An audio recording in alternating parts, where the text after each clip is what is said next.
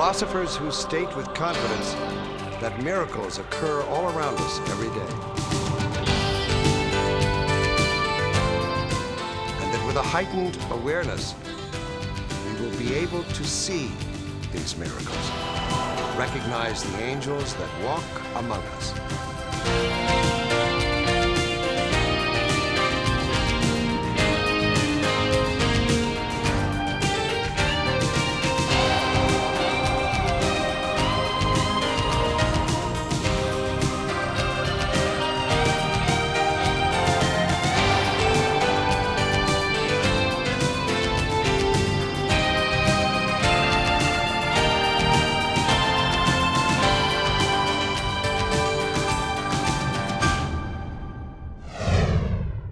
A lottery ticket, for many people, it represents the ultimate prize.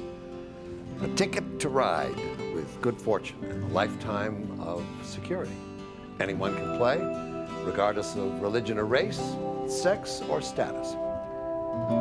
What are the odds of winning the lottery?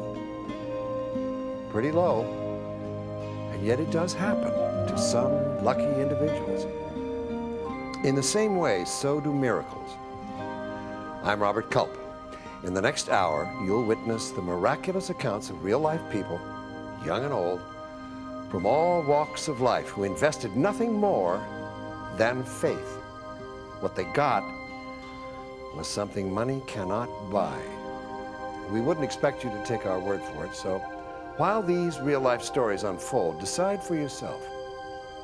Could it be a miracle? Most people think of miracles as rare experiences that touch the lives of a chosen few. As the following stories demonstrate, this couldn't be farther from the truth. Miracles can happen to anyone at any time. Welcome to Could It Be a Miracle? I'm Michelle Wolford, segment producer. And I'm Bob Evans, producer. In the next hour, you'll see examples of extraordinary incidents presented by a panel of experts and documented by our research team. Coming up, a broken relationship between father and son is mended during a supernatural encounter. A terrible disease threatens to tear a young couple apart until an angel brings solace, comfort, and reassurance. The scent of a flower soothes a grieving widow's heart and provides the closure she desperately needs. A young girl loses her sister to cancer, but their powerful bond is enough to save a life. And a cherished pendant is miraculously recovered and bridges the gap between this world and the next. Our first story comes from Brad Steiger, who's co-authored many books on the miraculous with his wife, Sherry Hansen Steiger. Bob, being an accomplished piano player, I'm sure this is one story you can truly appreciate. It's a miraculous story, Michelle. A rising concert pianist is stricken by crippling arthritis and nearly gives up her lifelong dream until an angel steps in. This particular case has to do with Laura, who was a child prodigy, a pianist, who at an early age was playing with symphonies and was just, everyone, all the critics felt that she had just a marvelous career ahead of her. And she was preparing for this one concert which she felt would really launch her star.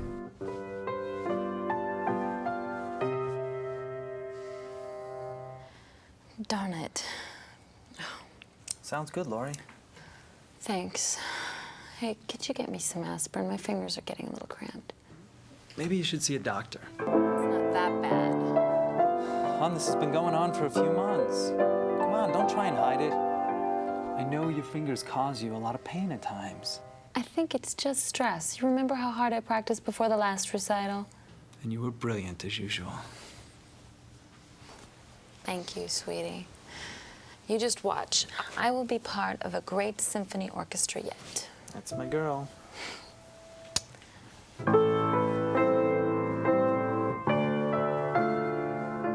It's months away. She has plenty of time to prepare, and suddenly her hands begin to cramp up.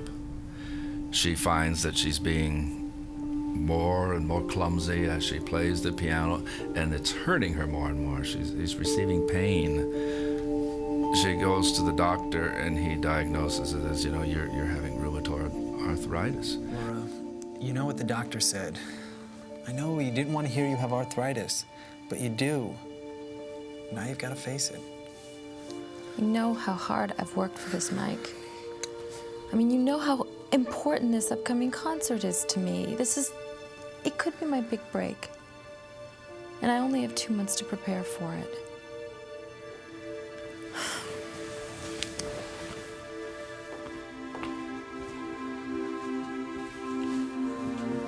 The university conductor is going to be there, and I can't make any mistakes.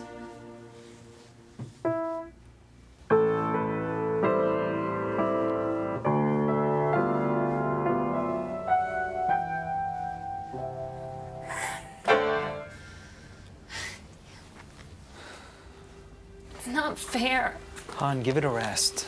I can't. The concert's in 2 weeks. Laura, the doctor said your condition is getting worse. I know what the doctor said. Laura, I love you. I really do. And I want what's best for you.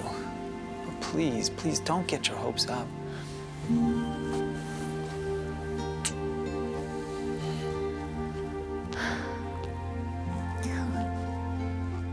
And she prays, God, this isn't fair. I haven't been a saint, but I've been a good person. I've never consciously or knowingly hurt anyone. I am not going to have my career over. I do not accept this. I refuse to accept this malady. I refuse to accept this problem, this physical problem in my life. I will not have it. You can do it, Laura. Just play, Laura. Just play.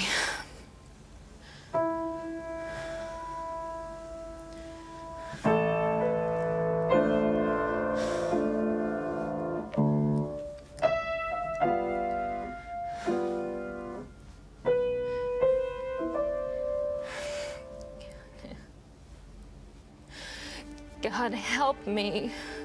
She's trying valiantly to practice at the piano, and an angel appears.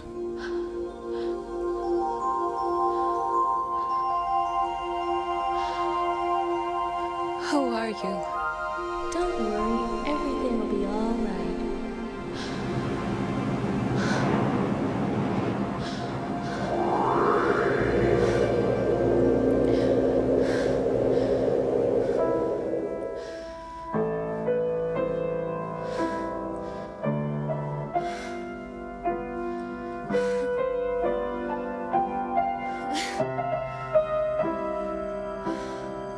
Here was someone who'd been afflicted that said, God, I won't have this. I won't have this. And she was heard. And God sent an angel to remove the affliction from her. I find it interesting that some heavenly interventions occur when we are at a very low point in our lives. Maybe it's because that's when we're the most receptive.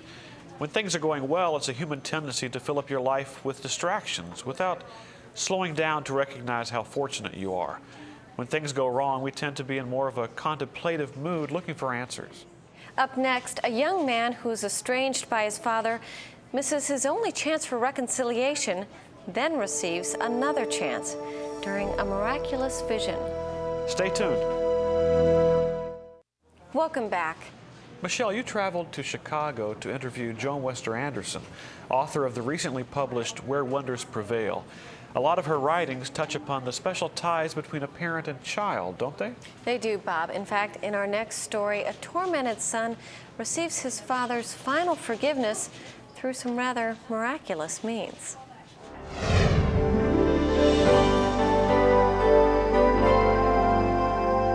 I had a wonderful story of a young man who was not very close to his father. There had been some estrangement between them for many years, and now his father was dying, and the three youngsters, all in their early 20s, sat by the bed and took turns talking to their father.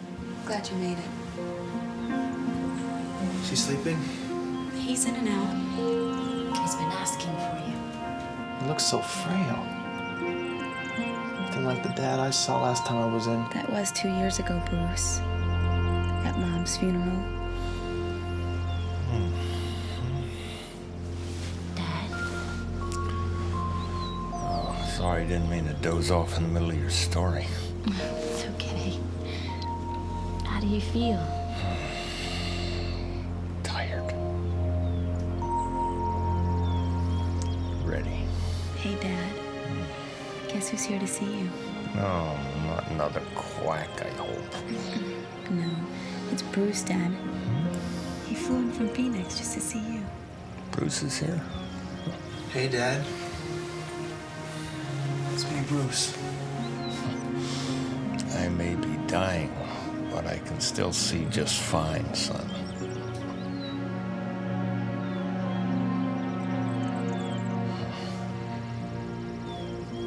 Is he gonna be okay? He's fine. He's sleeping. He's probably gonna be out for a couple hours. The moments when he's awake are precious, Bruce. You have to talk to him when you get the chance. Dad and I have been on the outs for 5 years. How do you undo that in 5 minutes?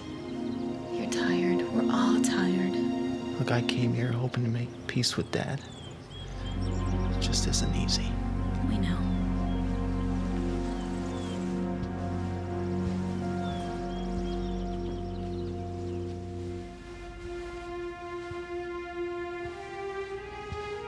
The two daughters had a good relationship with him, but the son felt a little distance and wished he could get closer to his dad during these last couple of days.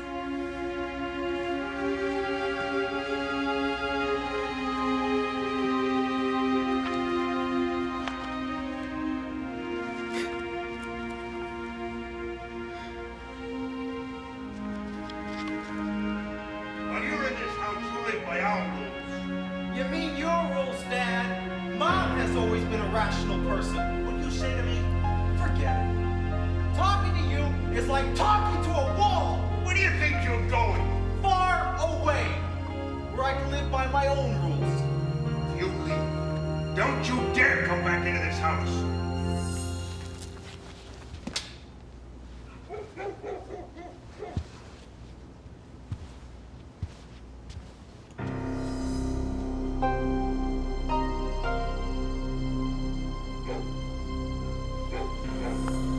Dad? I just want you to know that I never stopped loving you, son.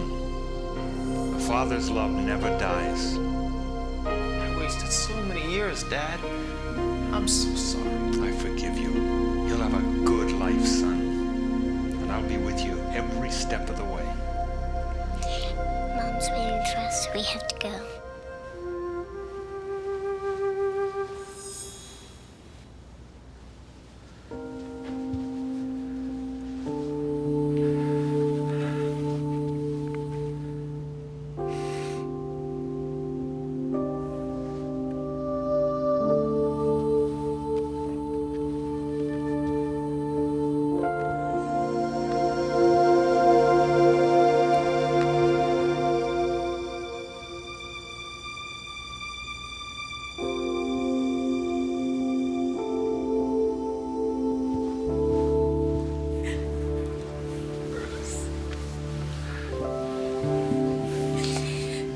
It's Dad. He slipped away in his sleep. I know. But you and Dad didn't get a chance to. Yes, we did. Yes, we did.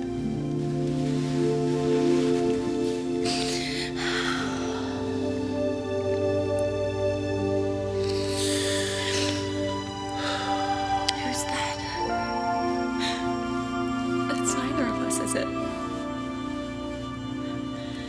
Did Mom or Dad ever mention potentially losing a child?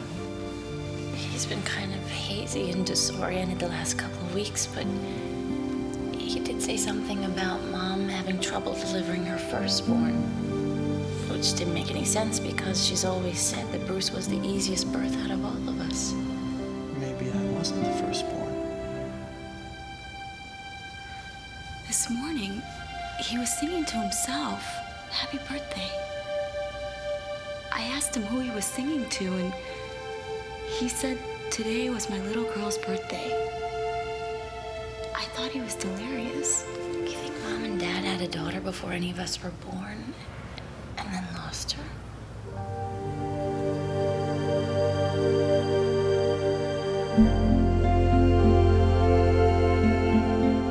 They're together again. All of them. So they decided that not only was their mom in heaven, but their dad was there with this little child waiting to welcome. It's nice to see they were able to heal their broken relationship. Some people never get that chance. You're right. What they couldn't say to each other for all those years was summed up in those last few moments. Flowers often say things words can't express. We send them as messages of friendship, sympathy, congratulations. They're also symbols of love and romance.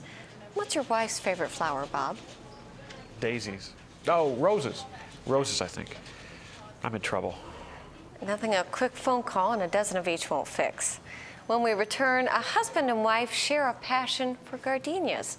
After his death, these flowers play a special role in comforting his grieving widow. I'm sure it's roses. Welcome back to Could It Be a Miracle? This next miracle gives special meaning to the phrase everlasting love. I sat down with Sophie Burnham, author of Angel Letters. She shared a touching story of a romance that would transcend time and space. On the anniversary of her husband's death, a widow receives a fragrant reminder of the love they once embraced.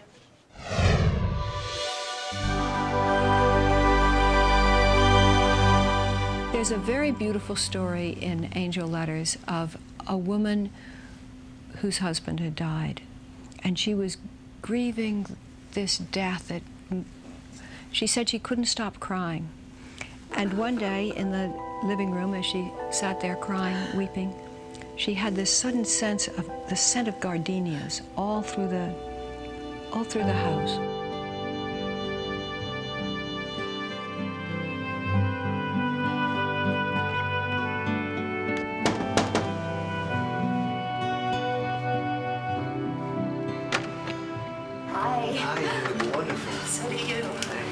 Mommy's here, we're leaving. Don't stay out too late. Yes, Mom. This is for you. Oh, Roger, a gardenia, it's beautiful. Oh, it pales in comparison to you, Helen.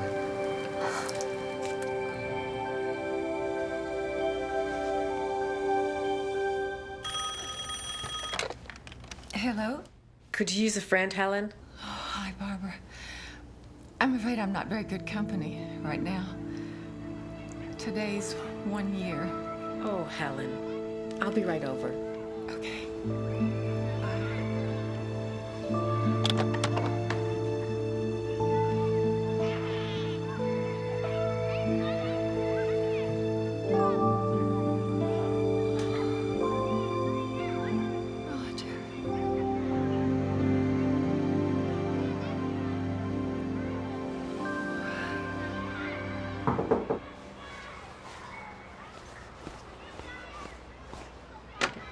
Hi, Barbara. Come here. Brought some comfort food. How you doing, honey? It's tough. It's really tough. Sit down.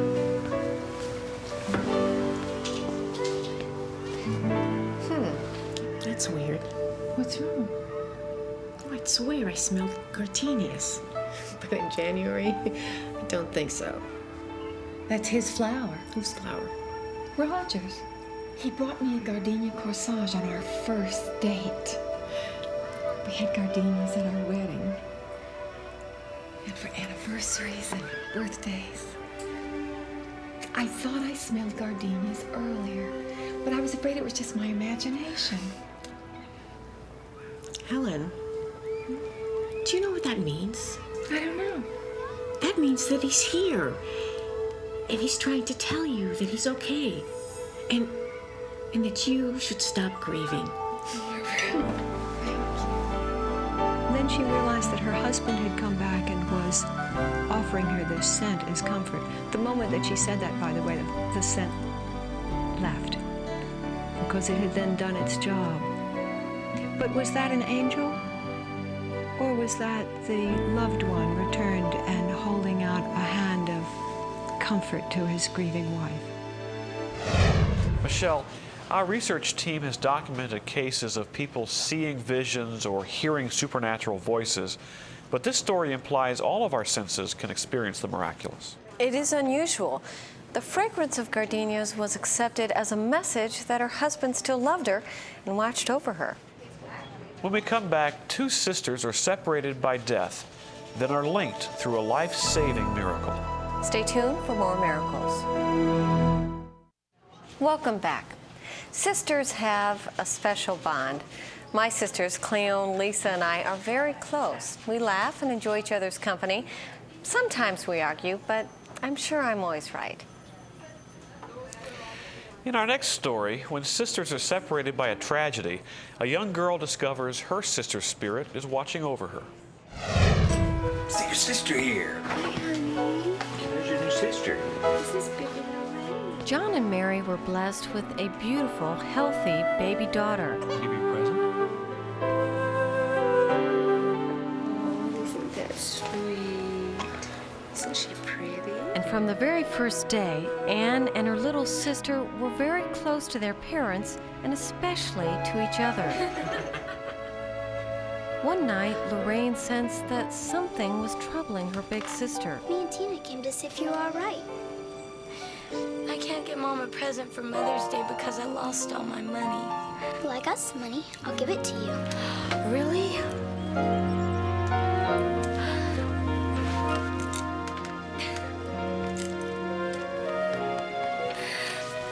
What will I ever do without you? You'll never have to be without me.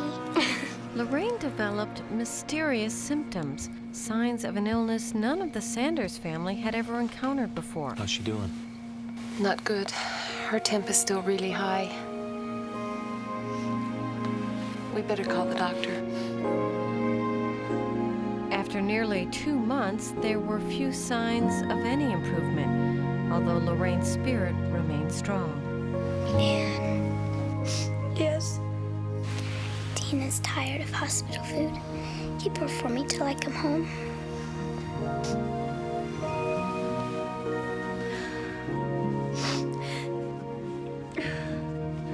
Just as long as you promise me that you're coming home. You'll never be without me. We commend the soul of this precious child unto thee, O Lord. In the name of the Father, and the Son, and the Holy Ghost. Amen. Anne was still in such a deep state of shock that she was paralyzed by how unreal it all seemed. She was desperate for some sign that this was all just a bad dream, that she would soon wake to the sweet sound of her little sister's laughter.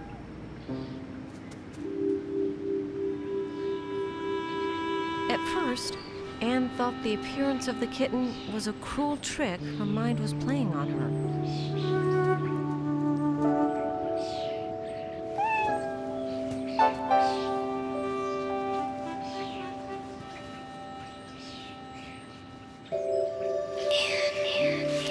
Tina's tired of hospital food. Keep her for me till I come home. Just as long as you promise me that you're coming home. You'll never be without me.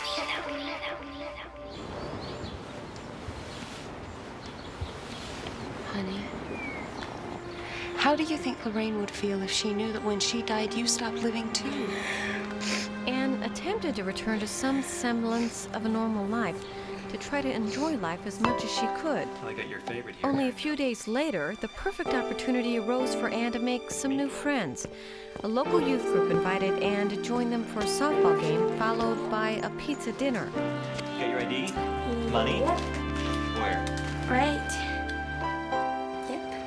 That's it. Bye. Be careful. Take good care of her while you're gone. Okay. Bye, Mom. Bye, Dad. Goodbye, honey. See you, don't be late. John and Mary were happy that their daughter seemed ready to make new friends, that she was making an effort to live again.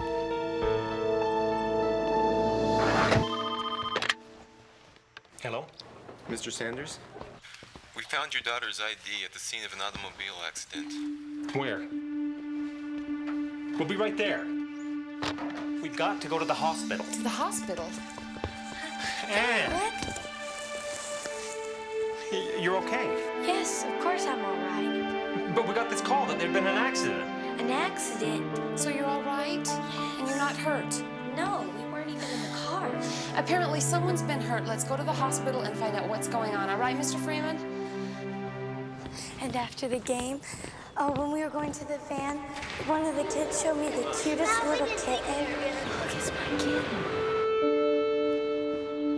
The kitten's sudden appearance reminded her of the same kitten that had appeared at her sister's funeral, the kitten that had since become her constant companion.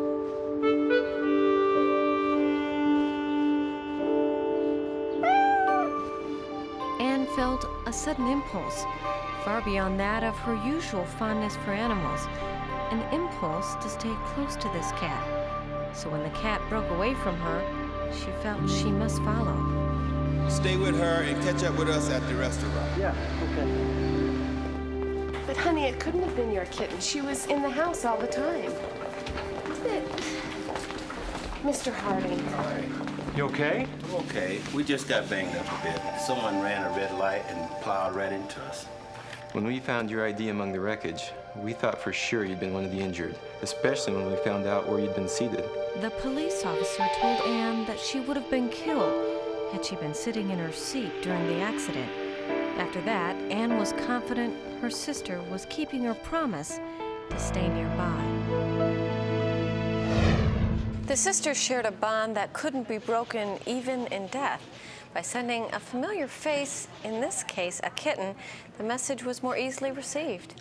Not only was the girl's life saved, but she was granted the affirmation that her sister was very near. Up next, a cherished pendant is lost, then mysteriously returned by an unlikely source. Don't go away. We'll be right back. Welcome back. Many of us have received gifts from loved ones, and we treasure them, regardless of their material worth. It could be a book, a photograph, or a priceless heirloom. And of course, it's a terrible feeling when these prized possessions are lost or broken. They simply cannot be replaced. In our next story, an elderly woman loses a treasured locket, then unexpectedly receives a valentine from her departed husband. So my grandmother had been given this ruby and diamond heart pendant that she wore around her neck. And when she got it, I thought the chain was sort of a little too delicate for the pendant, and I mentioned it, but she said, no, I like it. So you don't argue with my grandmother. So that was that. And then my grandfather had passed on, and maybe about 6 weeks later, she lost the heart. And she told me over the phone that she lost it, and she was really kind of sad because her heart was broken, and she had lost this heart. And so I don't know how I knew, but I knew she would get the heart back. Grandma, I don't mind doing the dishes. Why don't you sit down and relax? Keeping busy is the only thing that keeps me going. You know that, Cindy. I know, Gram. You and Grandpa were soulmates, weren't you? Were, still are. I think his spirit is still with me and in my heart. Oh, no! What is it, Grandma? The pendant is gone. The one that Grandpa gave you for Valentine's Day last year? The chain must have broken. Okay, don't worry, Grandma. We'll find it. I'm gonna go check in your bedroom.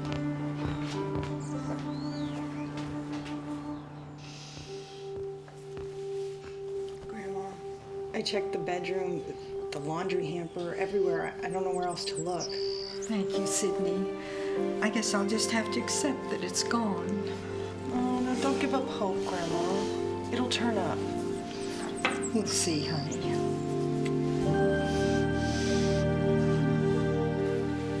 I'm gonna go check the living room again.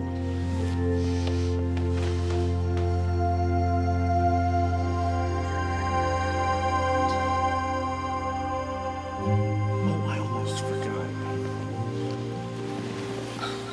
If I didn't know any better, I'd think you'd be flirting with me. You caught me. I'll bet you thought I forgot it was Valentine's Day. Oh, darling, after all the years we've been married, you've never forgotten. Go ahead, Sally, open it up.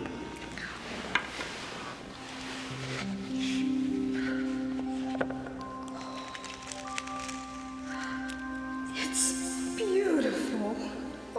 Do you like that? Listen, this doesn't hold a candle to you. It's so lovely.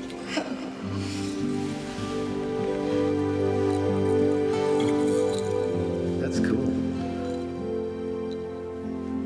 Well, I don't give my heart to just any girl. I'll always wear this close to me. Promise? Promise, darling.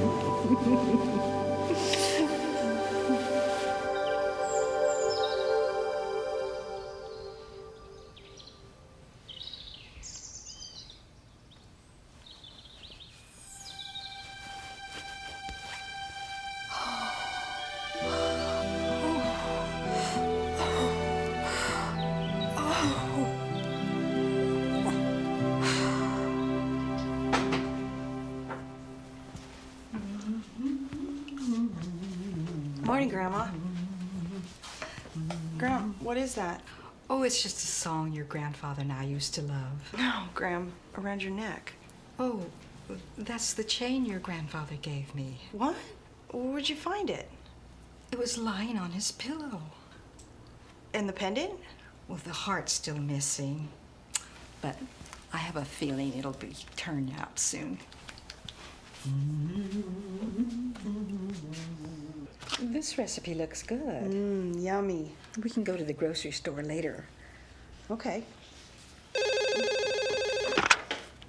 Hello? No, this is her granddaughter, Sydney. Hi, sweetie. This is Stella. I've got some great news for your grandmother. Is she there? Yeah, just a minute. It's for you, Graham. It's, Stella. Hi, Stella. Bridge is tomorrow night, isn't it? Yes, Sally, but that's not why I called. You won't believe this, Sally. I had Ed Thornton from church over for a little Valentine's Day brunch. Oh, you little devil. We were having coffee in the living room when he found something lying on the carpet. He must have the eyes of a hawk. What did he find? Your little heart pendant, Sally, the one that you lost last summer. My heart. Isn't that great? And on Valentine's Day, too. Sounds like Cupid's at work, doesn't it? Or someone else. Together at last. This necklace is going to stay here until your grandfather and I are together again. You know, the more miracles that you do have, the more you attune yourself with miracles and with God, and with, you know, your own truth on a moment-to-moment basis, the easier it is to accept all kinds of strange things that happen. The fact that her locket was recovered on Valentine's Day implies a spiritual and romantic connection between this husband and wife. Even though some may consider this an insignificant occurrence, it meant the world to that lonely widow. Love is an important part of spiritual connections. Time and again, experts and the people who experience miraculous interventions mention love as the residual feeling and motivating reason for miraculous occurrences. After this short break, a young man is able to accept his terminal diagnosis with the help of an angelic messenger. We'll be right back. Our final story comes from an interview Michelle had with author Kelsey Tyler. Kelsey wrote, "There's an angel on your shoulder, and it must have been a miracle." When I talked with Kelsey, she shared this bittersweet story of a young couple burdened by a dreadful disease and the mysterious stranger who gave them hope.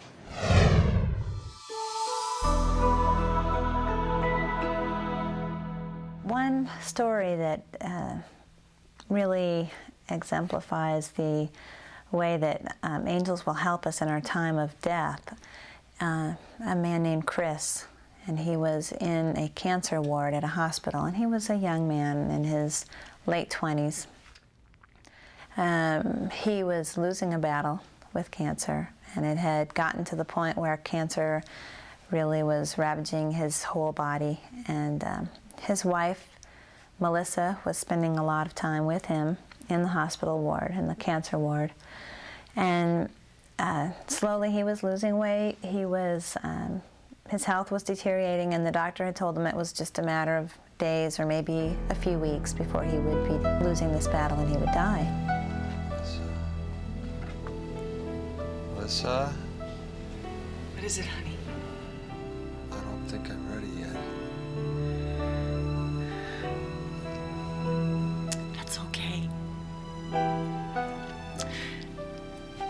You're going to be fine.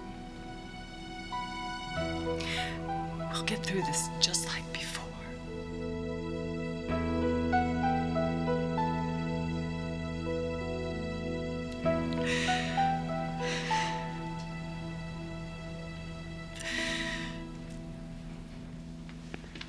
Mrs. Deal! Mrs. Deal, wake up! Where's Chris? He's gone. Where did you take him? We haven't moved him, ma'am. He must have gotten up and gone for a walk. We came in to check his vital signs and he was gone. He can't walk, you know that. Yes, Mrs. Steele, but... Dr. Hurley to the lab. Dr. Hurley to the lab. On that floor there was a chapel, and she walked to the chapel on a hunch, just felt like maybe he would be there. And inside she saw Chris sitting up and looking healthier than he had in weeks, talking to a man, and she was taken aback by the picture of it because Chris seemed so well and the man seemed so different. Oh, Chris? Are you all right? Where have you been? It's okay, Melissa. I'll be back in the room in a little while. What's going on? Melissa, please. I'll be back in the room soon. There's nothing to worry about. Okay?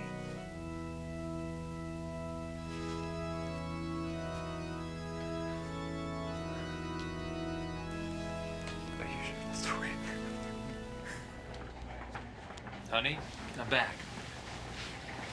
Chris, I want to know who that man was and why you were talking to him. What did he say? And why are you walking so well? He was an angel. I woke up with this overpowering urge to visit the hospital chapel. All my tubing had been removed, and when I got out of bed, I realized that the pain, the weakness was gone.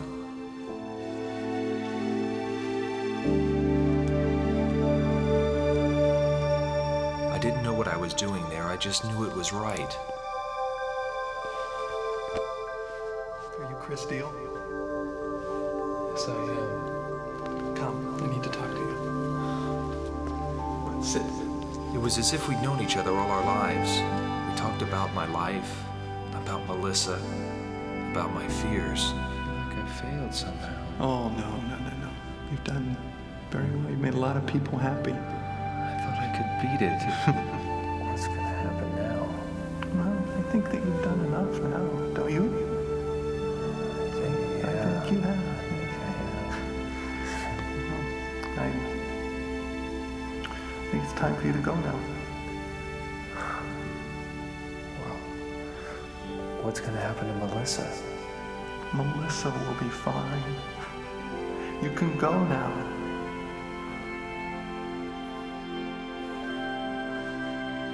Melissa, I know it sounds insane, but I really believe he was an angel. My angel. You don't have to believe me. No, I do believe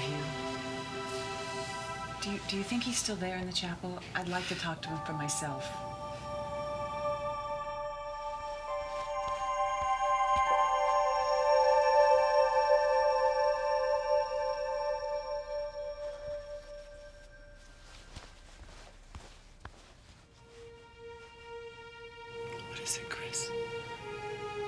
time for me to go, Melissa.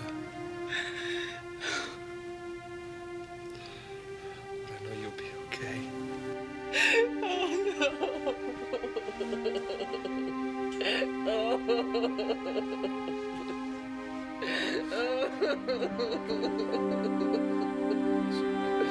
Chris lived another 2 or 3 days before he did die, but those were days filled with absolute joy and peace, and not the pain that he had been racked with in the weeks leading up to that angel encounter.